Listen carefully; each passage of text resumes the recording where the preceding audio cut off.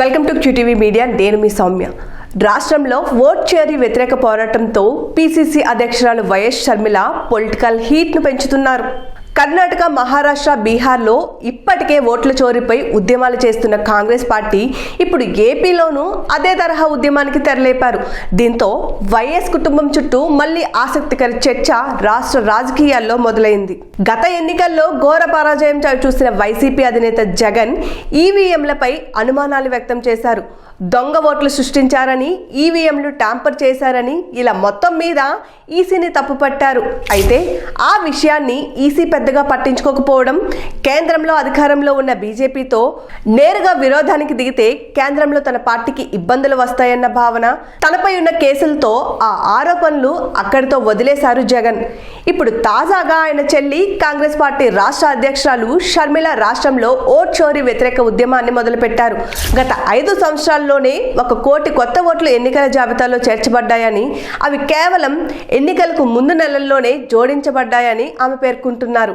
ఈ నిజమైన ఓటర్ల పేర్లు తొలగించి నకిలీ ఓటర్లను చేర్చడం ద్వారా కూటమికి అనుకూల వాతావరణం సృష్టించారని షర్మిల ఘాటుగా విమర్శిస్తున్నారు.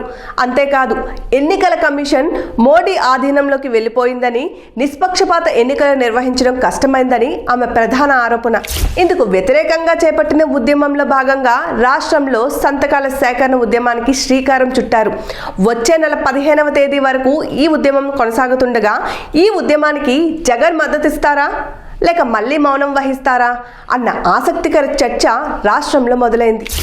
ఎందుకంటే తమ ఓటమికి కారణం ఈవీఎంలు దొంగ ఓట్లని ఆరోపించిన జగన్ ఇప్పుడు అదే అంశంపై పోరాడుతున్న చెల్లెలు షర్మిలకు మద్దతిస్తే గతంలో ఈసీపై ఆయన ఆరోపణలకు బలం ఉంటుంది, లేకపోతే ఆయన ఆరోపణలన్నీ అవాస్తవాలనే విషయం ప్రజల్లోకి వెళ్తుందని ఆ పార్టీ వర్గాలే పేర్కొంటున్నాయి.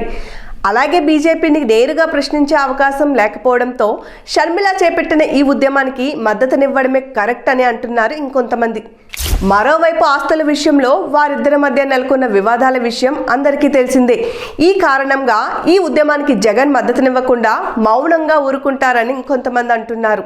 అదీ కాక కాంగ్రెస్ అధిష్టానాన్ని ఎదిరించి వైఎస్ఆర్ కాంగ్రెస్ పార్టీ ప్రారంభించిన జగన్ ఇప్పుడు తిరిగి అదే కాంగ్రెస్ పార్టీ చేపడుతున్న ఉద్యమానికి ఎలా మద్దతిస్తారని ప్రశ్నిస్తున్నారు. ఏమో, రాజకీయాల్లో ఎప్పుడు ఏదైనా జరగచ్చు. ఈ విషయంలో ఏం జరుగుతుందో చూద్దాం.